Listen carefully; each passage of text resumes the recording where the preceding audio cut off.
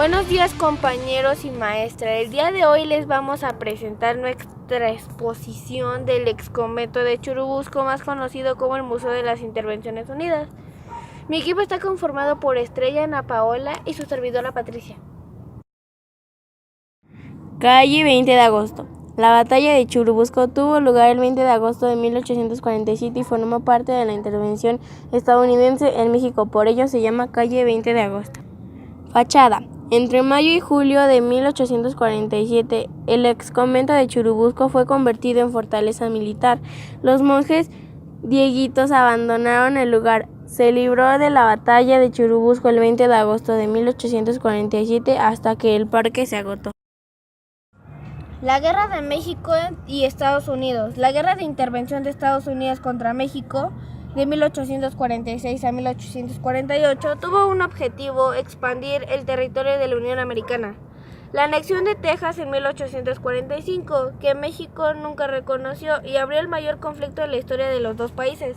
Washington insistía en la adquisición de Nuevo México y la Alta California, y ante la negativa mexicana, las presiones aumentaron y Washington inició campañas militares en Nuevo México, California, Texas, Nuevo León, Coahuila y Chihuahua. El primer choque entre los dos ejércitos tuvo lugar en los márgenes del río Bravo en abril de 1846. Y el presidente James Polk declaró la guerra a México el 13 de mayo de 1846. Estación del Metro General Anaya. Su nombre evoca la memoria del general Pedro María Anaya, defensor en 1847 de México ante la invasión estadounidense en el sitio del entonces ex convento de Churubusco, hoy día conocido como el Museo de las Intervenciones. Causas de la guerra de Estados Unidos contra México. Desde el año 1809, Estados Unidos se encontraba realizando distintas acciones expansionistas con el fin de apoderarse de distintos territorios. Por medio de acueductos y pagos efectuados a potencias, pretendía expandir su territorio. Ya lo había logrado con la adquisición de Luisiana y la península de Florida. Luego que México se independizó, Estados Unidos fijó su mirada en la provincia de Texas. Por lo tanto, en 1825 fue enviado Joel Robert Poinsett con el fin de establecer los límites entre cada país, con el que Estados Unidos pretendía anexar a su territorio la provincia de Texas, ofreciendo $1 millón por la adquisición del territorio. México rechazó esta tal propuesta.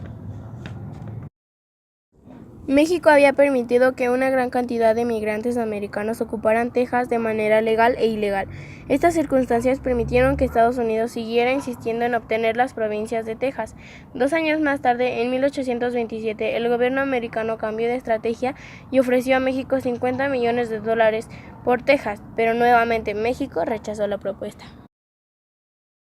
Los Estados Unidos seguían decididos a anexarse territorios pertenecientes a México, apoyando la proclamación de independencia de las provincias mexicanas Texas y Alta California.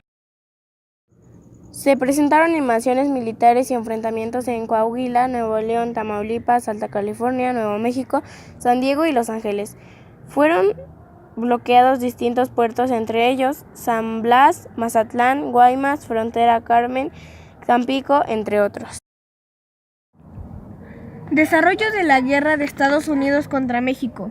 Después del primer enfrentamiento militar entre México y los Estados Unidos, que tuvo lugar en el rancho Los Carricitos, el 24 de abril de 1845, Estados Unidos declaró la guerra a México el 13 de mayo de 1846. 10 días más tarde, el 23 de mayo de 1846, México declaró la guerra a Estados Unidos. El 2 de febrero de 1848 fue firmado el Tratado de Guadalupe Hidalgo. Fue redactado por los americanos como la cesión mexicana. Con la firma de este tratado de paz, México logró el final de la guerra, pero perdió los territorios por los que estuvo en conflicto, a saber, Texas, Nuevo México y Alta California. México perdió el 55% del territorio que ocupaba. Los estadounidenses ofrecieron 3 pagos de indemnización por los daños y gastos durante la guerra. Consecuencias de la guerra entre Estados Unidos y México.